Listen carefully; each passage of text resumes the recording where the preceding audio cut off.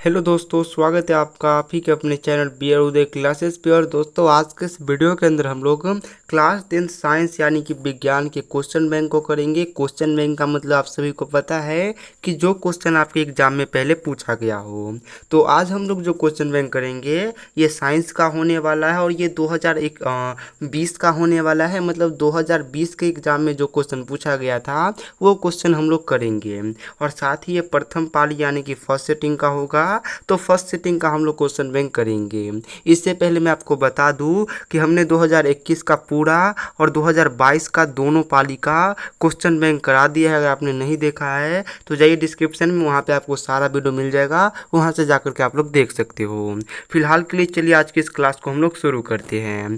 सबसे पहले मैं आपको पैटर्न बता दूं। पैटर्न जो 2020 का था वो ये था कि आपको 1 से लेकर के 48 तक ऑब्जेक्टिव क्वेश्चन दिए जाते थे और इनमें से आपको 40 के जवाब देने होते थे। मतलब 8 क्वेश्चन को छोड़ करके आप लोग 40 क्वेश्चन का जवाब दीजिए, जिसके लिए आपको 40 मार्क्स मिल जाएगा। लेकिन अब जो पैटर्न है उसमें आपको कुल मिलाकर के 80 क्वेश्चन दिए जाते हैं और इन 80 में से आपको छांट छांट करके 40 क्वेश्चन को बनाना होता है। तो अब का पैटर्न थोड़ा सा आसान हो गया है, पहले थोड़ा सा हार्ड पैटर्न था, लेकिन कोई बात नहीं। चलिए हम लोग क्वेश्चन को लगाना शुरू करते हैं। देखिए, पहला नंबर क्वेश्चन आपसे ये कह रहा है कि निम्नलिखित में से कौन सबसे कम अभिक्रियाशील धातु है। तो सबसे कम अभिक्रियाशील धातु को आपको पहचानना है और सबसे कम अभिक्रियाशील धातु अगर इन चारों में से देखोगे तो वो जिंक हो जाएगा। तो इसका क्या हो जाएगा, इस क्वेश्चन का हो जाएगा बी राइट आंसर। उसके बाद नेक्स्ट क्वेश्चन ये है कि कार्बन की परमाणु संख्या कितनी है। तो यहाँ पे आपको कार्बन की परमाणु संख्या पूछा है, तो कार्बन की परमाणु संख्या आप सभी को पता है कि 6 होता है। उसके बाद देखिए अगला क्वेश्चन ये है कि असंतृप्त हाइड्रोकार्बन जिसमें कार्बन कार्बन परमाणु के बीच त्रिआबंध होते हैं वो क्या कहलाते हैं। तो देखिए, एक ऐसा हाइड्रोकार्बन जिसमें कार्बन और कार्बन के बीच त्रिआबंध हो तो उसे हम लोग क्या कहते हैं, उसे हम लोग एल्काइन कहते हैं। तो इसका हो जाएगा बी राइट आंसर। अगला क्वेश्चन देख लीजिए। अगला क्वेश्चन ये है कि एथेनॉल के क्रियाशील मूलक का सूत्र क्या है। तो यहाँ पे आपको एथेनॉल का क्रियाशील मूलक बताना है और एथेनॉल के अंदर एल्कोहल होता है, तो एल्कोहल का क्रियाशील मूलक OH होता है। उसी के साथ अगर आप लोग बात करोगे तो CHO जो है ये एल्डिहाइड का क्रियाशील मूलक होता है और जो COOH है ये कार्बोक्सिलिक अम्ल का क्रियाशील मूलक होता है और CO जो है ये कीटोन का क्रियाशील मूलक होता है। तो सभी के बारे में आपको पता होना चाहिए। उसके बाद अगला क्वेश्चन देखिए। अगला क्वेश्चन ये है कि वैद्युत प्रतिरोधकता का SI मात्रक क्या है। तो यहाँ पे आपको सिंपल सा प्रतिरोधकता जो है उसका SI मात्रक बताना है। तो अब में से बहुत सारे बच्चे ये गलती करोगे कि प्रतिरोधकता देखते ही ओम पर कूदोगे, लेकिन ये ध्यान से रहना कि प्रतिरोध नहीं बल्कि प्रतिरोधकता पूछा है। तो प्रतिरोधकता का SI मात्रक ओम मीटर होता है और सिंपल से यहाँ पे आकार हटा करके प्रतिरोध का SI मात्रक पूछता तो प्रतिरोध का SI मात्रक ओम होता है, लेकिन अगर इसमें आकार यानी कि प्रतिरोधकता हो गया तो इसका SI मात्रक ओम मीटर होता है। ये आपको खास ख्याल रखना है। उसके बाद देखिए अगले क्वेश्चन को। अगला क्वेश्चन ये है कि निम्नलिखित में से कौन विद्युत का सबसे अच्छा चालक है। तो विद्युत के सबसे अच्छे चालक के बारे में आपको बताना है। तो आप लोग ध्यान रखिएगा कि विद्युत का सबसे अच्छा चालक कौन होता है, तो चांदी होता है। तो इस क्वेश्चन का क्या हो जाएगा, इसका हो जाएगा ए राइट आंसर। अगला क्वेश्चन ये कह रहा है कि विद्युत धारा के चुंबकीय प्रभाव का खोज किसने किया था। तो देखिए, विद्युत धारा के चुंबकीय प्रभाव का जो खोज है ये ऑस्ट्रेट नामक वैज्ञानिक ने किया था। तो इसका क्या हो जाएगा, इसका हो जाएगा बी राइट आंसर। अगले क्वेश्चन को देख लीजिए। अगला क्वेश्चन जो है वो ये कहता है कि विद्युत मोटर परिवर्तित करता है। मतलब जो मोटर होता है विद्युत मोटर के नाम से हम लोग जानते हैं, वो आपको बताना है कि किस ऊर्जा को किस ऊर्जा में कन्वर्ट करता है यानी कि बदलता है। तो आप लोग याद रखिएगा कि जो विद्युत मोटर है ये विद्युत ऊर्जा को यांत्रिक ऊर्जा में बदलता है। तो इसका क्या हो जाएगा, इसका हो जाएगा डी राइट आंसर। अगला क्वेश्चन देख लीजिए। अगला क्वेश्चन आपसे ये कहता है कि जब पश्चिम की ओर प्रक्षेपित कोई धनावेशित कण किसी चुंबक क्षेत्र के द्वारा उत्तर की ओर विक्षेपित हो जाता है तो चुंबकीय क्षेत्र रेखा की दिशा क्या होगी। तो देखिए ऐसी स्थिति में जो चुंबकीय क्षेत्र रेखा की दिशा होगी ये ऊपर मुखी होगी। क्या होगी? ऊपर मुखी होगी। तो इसका क्या हो जाएगा? इसका हो जाएगा डी राइट आंसर। अगला क्वेश्चन देख लीजिए 10 नंबर क्वेश्चन ये है कि हमारे घरों में जो विद्युत आपूर्ति की जाती है वह क्या होती है। तो ध्यान रखिएगा कि हमारे घरों में जो विद्युत की आपूर्ति की जाती है वो क्या होती है? 220 वोल्ट पर प्रत्यावर्ती धारा होती है। तो इसका क्या हो जाएगा? इसका हो जाएगा सी राइट आंसर 220 वोल्ट पर प्रत्यावर्ती धारा। उसके बाद अगला क्वेश्चन आपसे ये कह रहा है कि गर्म जल प्राप्त करने के लिए हम सौर तापक का उपयोग किस दिन नहीं कर सकते। तो देखिए आप सौर तापक का यूज जल को गर्म करने के लिए किस दिन नहीं कर सकते? तो उस दिन नहीं कर सकते जिस दिन बादल होगा, मतलब बादल वाले दिन नहीं कर सकते क्योंकि बादल वाले के दिन धूप निकलेगा ही नहीं तो आपका जो जल तापक है ये काम ही नहीं करेगा। तो इसका क्या हो जाएगा? इसका हो जाएगा बी राइट आंसर। अगला क्वेश्चन देख लीजिए। अगला क्वेश्चन ये है कि निम्न में से कौन ऊर्जा स्रोत सौर ऊर्जा के व्युत्पन्न नहीं है।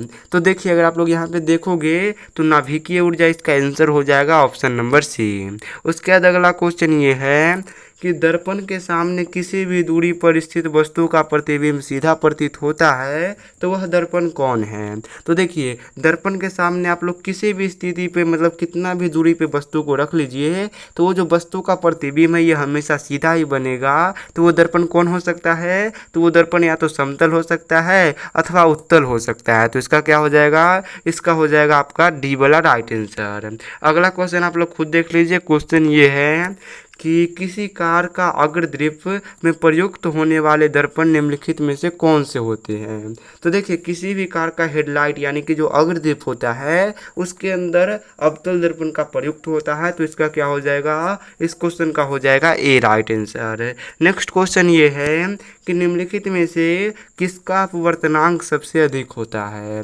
तो सबसे अधिक अपवर्तनांक के बारे में पूछा है और सबसे अधिक अपवर्तनांक किसका होता है। तो आप सभी को पता है कि सबसे अधिक अपवर्तनांक हीरा का होता है और हीरा का अपवर्तनांक कितना होता है? तो 2.42 होता है। आप लोग यहाँ पे देख सकते हो। उसके बाद नेक्स्ट क्वेश्चन ये है कि निम्नलिखित में से किस लेंस को अभिसारी लेंस कहते हैं। तो देखिए अगर बात करें अभिसारी लेंस की तो ये हम लोग उत्तल लेंस को कहते हैं और बात करें अपसारी लेंस की तो अपसारी लेंस हम लोग अवतल लेंस को कहते हैं। तो ये दोनों ही आपको क्लियर होना चाहिए। उसके बाद देखिए अगले क्वेश्चन को। अगला क्वेश्चन ये है कि निम्नलिखित में से कौन उभयलिंगी है। तो उभयलिंगी मतलब आपको ये बताना है कि एक ही शरीर के अंदर मेल और फीमेल दोनों का होना किस में होता है। तो देखिए एक ही शरीर के अंदर मेल और फीमेल यानी कि उभयलिंगी कौन होता है? केचुआ होता है। तो इसका क्या हो जाएगा? इसका हो जाएगा ए राइट आंसर। अगला क्वेश्चन ये है कि मेंडल ने अपने प्रयोग के लिए किस पौधे को चुना। तो काफ़ी अच्छा क्वेश्चन है। मैंने आपको कई बार पढ़ाया था कि जो ग्रेगर जॉन मेंडल थे इन्होंने अपने प्रयोग के लिए मटर के पौधे का यूज किया था। तो इसका क्या हो जाएगा? इसका हो जाएगा डी राइट आंसर। अगला क्वेश्चन आपसे ये कहता है कि निम्न में से कौन एक अवशेषी अंग है। तो अवशेषी अंग के बारे में पूछ रहा है और कई बार मैंने आपको बताया है कि अवशेषी अंग कौन है। तो अपेंडिक्स एक प्रकार का अवशेषी अंग है। तो इस क्वेश्चन का क्या हो जाएगा? इसका हो जाएगा डी राइट आंसर। अगला क्वेश्चन देख लीजिए। अगला क्वेश्चन आपसे ये कहता है कि चिपको आंदोलन किससे संबंधित है। तो चिपको आंदोलन के संबंध के बारे में आपको यहाँ पे बताना है और मैं आपको बता दूँ कि चिपको आंदोलन जो है इसका संबंध वन संरक्षण यानी कि वन यानी कि जंगल को बचाने से था। तो इसका क्या हो जाएगा? इसका हो जाएगा सिंपल सा ए वाला राइट आंसर। नेक्स्ट क्वेश्चन देख लीजिए। नेक्स्ट क्वेश्चन ये है कि निम्नलिखित में से कौन लेंस का आवर्धन यानी कि एम होता है। तो मैंने कई बार आपको बताया है कि लेंस का आवर्धन जो एम होता है उसके बराबर फार्मूला क्या होता है? तो वी बाई यू होता है। जहाँ पे जो व्यू है ये प्रतिबिंब की दूरी और यू जो है ये बिंब की दूरी होती है। तो यहाँ पे आप लोग देख लीजिए कि वी बाई यू जो है ऑप्शन नंबर डी में है। तो इस क्वेश्चन का क्या हो जाएगा, 21 का हो जाएगा डी वाला बिल्कुल ही राइट आंसर। अगले क्वेश्चन को देख लीजिए। अगला क्वेश्चन ये है कि निम्नलिखित में से कौन नेत्र का रंगीन भाग होता है। तो देखिए नेत्र मतलब होता है आँख, और आँख के रंगीन भाग के बारे में आपसे पूछा गया है। तो आँख का रंगीन भाग कौन होता है, कॉर्निया होता है। तो इसका क्या हो जाएगा, इस क्वेश्चन का हो जाएगा ए राइट आंसर। आप लोग ध्यान रखिएगा। अगले क्वेश्चन को देख लीजिए। अगला क्वेश्चन आपसे ये कह रहा है कि वायुमंडल में प्रकाश के किस वर्ण का प्रकीर्णन सबसे अधिक होता है।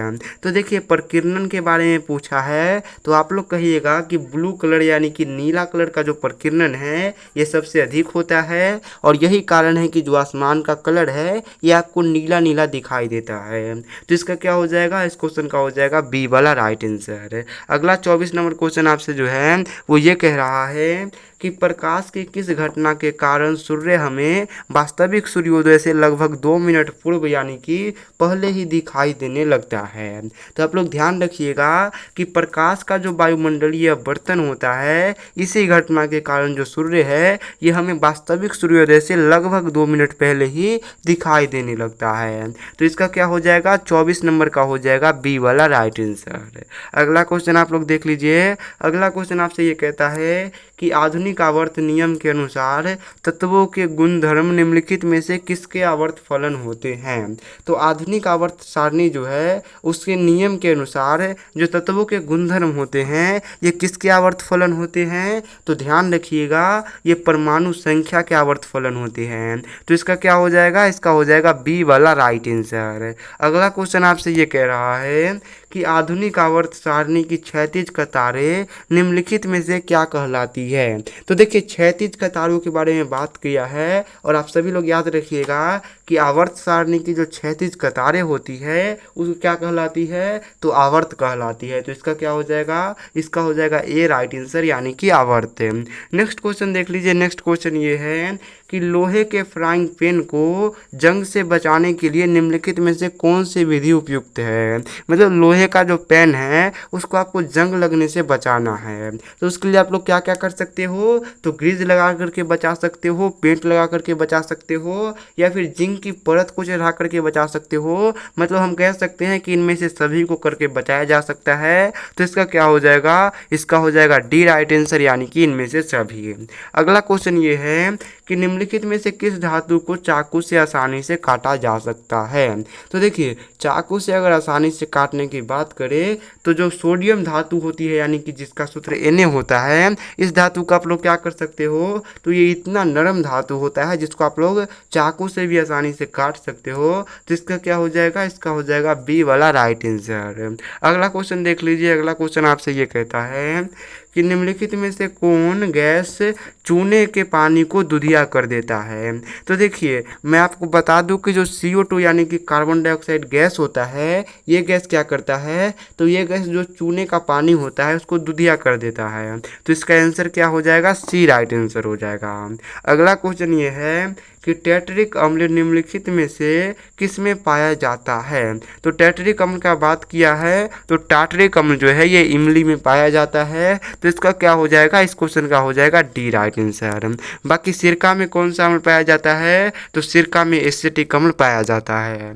उसके बाद देख लीजिए 31 नंबर क्वेश्चन ये है कि जिप्सम का रासायनिक सूत्र क्या है। तो यहाँ पे जिप्सम का रासायनिक सूत्र पूछा है, और जिप्सम का रासायनिक सूत्र क्या होता है, तो CaSO4 और 2H2O होता है। तो इसका क्या हो जाएगा, इसका हो जाएगा बी वाला राइट आंसर। उसके बाद एक और क्वेश्चन पूछता है कि POP यानी कि प्लास्टर ऑफ पेरिस का रासायनिक सूत्र क्या होता है। तो प्लास्टर ऑफ पेरिस का रासायनिक सूत्र भी होता है CaSO4, लेकिन उसमें हाफ H2O होता है यानी कि 1/2H2O होता है। तो जहाँ पे 1/2H2O हो गया तो उसे हम लोग प्लास्टर ऑफ पेरिस कहते हैं, और जहाँ पे 2H2O हो गया उसे हम लोग जिप्सम कहते हैं। तो इसका आप लोग खास ख्याल रखिएगा।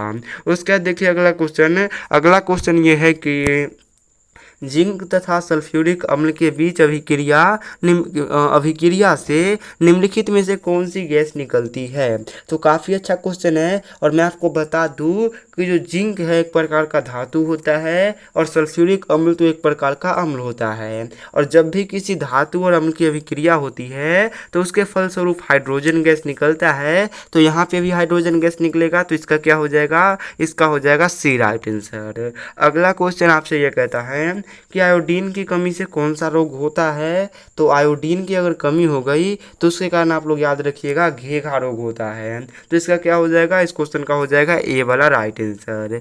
नेक्स्ट क्वेश्चन ये है कि निम्न में से कौन पिट्यूटरी ग्रंथि से निकलने वाला हार्मोन है। तो काफ़ी अच्छा क्वेश्चन है और आप सभी को पता होना चाहिए कि पिट्यूटरी ग्रंथि से कौन हार्मोन निकलता है। तो वृद्धि हार्मोन निकलता है, मतलब वो हार्मोन निकलता है जो शरीर का वृद्धि करता है, विकास करता है। तो इसका क्या हो जाएगा, इसका हो जाएगा ए राइट आंसर। नेक्स्ट क्वेश्चन ये है कि अमीबा में अलैंगिक जनन किस विधि के द्वारा होता है। तो देखिए अमीबा एक प्रकार का जीव है और इस जीव में जो अलैंगिक जनन है ये विखंडन के द्वारा होता है। किसके द्वारा होता है, विखंडन के द्वारा होता है। तो इस क्वेश्चन का हो जाएगा बी राइट आंसर। अगला क्वेश्चन ये है कि फूल का कौन सा भाग फल में बदलता है। तो फूल का जो अंडाशय वाला भाग होता है यही फल में बदल जाता है। तो इसका क्या हो जाएगा, इसका हो जाएगा सी वाला राइट आंसर। नेक्स्ट क्वेश्चन देख लीजिए। नेक्स्ट क्वेश्चन आपसे ये कहता है कि स्टोमाटा के खुलने एवं बंद होने की क्रिया कौन नियंत्रित करती है।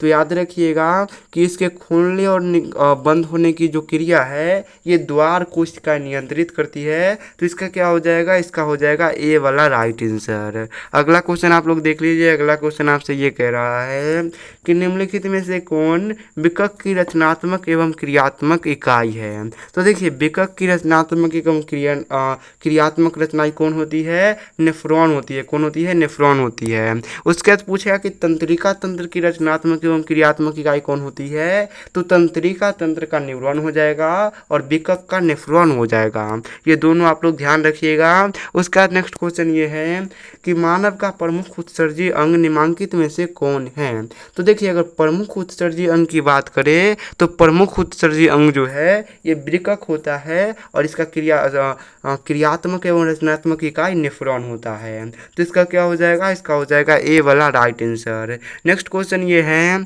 कि एड्रोजन क्या है।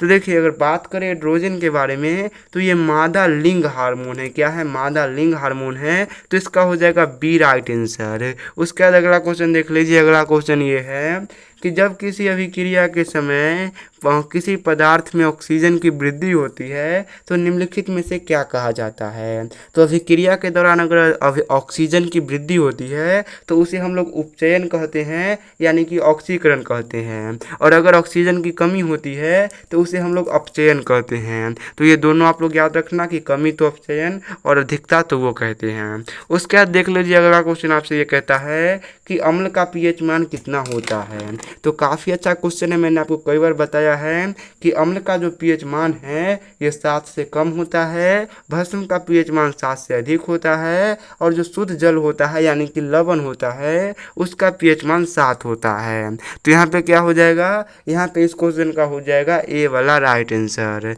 नेक्स्ट क्वेश्चन आप लोग देख लीजिए। नेक्स्ट क्वेश्चन ये है कि धोने का सोडा का आणविक सूत्र क्या होता है। तो धोने के सोडा जो होता है उसका आणविक सूत्र क्या होता है, Na2CO3 10H2O। देखो यहाँ पे चारों ऑप्शन यहाँ तक सही है, बस इसमें 2H2O है, इसमें 5H2O है और इसमें 10H2O है। तो आपको भी सेम देखना है, 2 और 5 वाले को टिक नहीं करना है, बस आपको 10H2O देखना है और उसमें टिक करना है, आपका बिल्कुल ही राइट आंसर हो जाएगा। ये इस क्वेश्चन का एक ट्रिक होता है। उसके बाद नेक्स्ट क्वेश्चन ये है कि मधुमक्खी के डंक एक अम्ल छोड़ता है जिसके कारण दर्द और जलन होता है। तो बताइए कि उसमें कौन सा अम्ल होता है। तो मैं आपको बता दूं कि मधुमक्खी का जो डंक होता है उसके अंदर मेथेनोइक अम्ल पाया जाता है। तो इसका क्या हो जाएगा, ए राइट आंसर। उसके नेक्स्ट क्वेश्चन ये है कि अमीबा अपना भोजन कैसे पकड़ता है? तो देखिए अमीबा जो है इसके शरीर में कूट पाद पाया जाता है और उसी कूट पाद के द्वारा ये भोजन को पकड़ता है। तो इसका क्या हो जाएगा? इसका हो जाएगा सी राइट आंसर। अगला क्वेश्चन देख लीजिए। अगला क्वेश्चन ये है कि कौन सा एंजाइम वसा पर क्रिया करता है? तो मैं आपको बता दूं कि जो पेप्सिन है ये वसा पर क्रिया करता है और क्रिया करके उसका पाचन करता है। लेकिन अगर इसका आंसर देखा जाए तो इसका आंसर थोड़ा सा यहाँ पे तो नहीं दिया है इसका आंसर, लेकिन इसका आंसर पेप्सिन ही होगा, बाकी लाइपेज भी हो सकता है। उसके बाद देखिए अगला क्वेश्चन। अगला क्वेश्चन आपसे ये कहता है कि किस प्रकार के श्वसन से अधिक ऊर्जा मुक्त होती है? तो मैं आपको बता दूं कि श्वसन दो प्रकार की होती है। पहला होता है वायवीय और दूसरा होता है अवायवीय, और जो सबसे अधिक ऊर्जा मुक्त होती है वो वायवीय श्वसन से होती है। तो इसका क्या हो जाएगा? इसका तो हो जाएगा ए राइट आंसर। नेक्स्ट क्वेश्चन ये है कि मछली का श्वसन अंग कैसे क्या है? तो जिस प्रकार हम लोगों का श्वसन अंग फेफड़ा है उसी प्रकार जो मछली वगैरह होती है उसका श्वसन अंग क्या होता है? गिल्स होता है। तो इसका क्या हो जाएगा? इसका हो जाएगा बी वाला बिल्कुल ही राइट आंसर। तो चलिए आज के इस वीडियो को हम लोग यहीं पे एंड करते हैं। वीडियो आप लोग को पसंद आया तो वीडियो को लाइक कर दीजिए, और हाँ ऐसे ही वीडियो देखने के लिए आप लोग चैनल को सब्सक्राइब कर सकते हो और अपने दोस्तों के साथ भी इस वीडियो को शेयर कर सकते हो। तो चलिए अब इस वीडियो को हम लोग यहीं पे एंड करते हैं।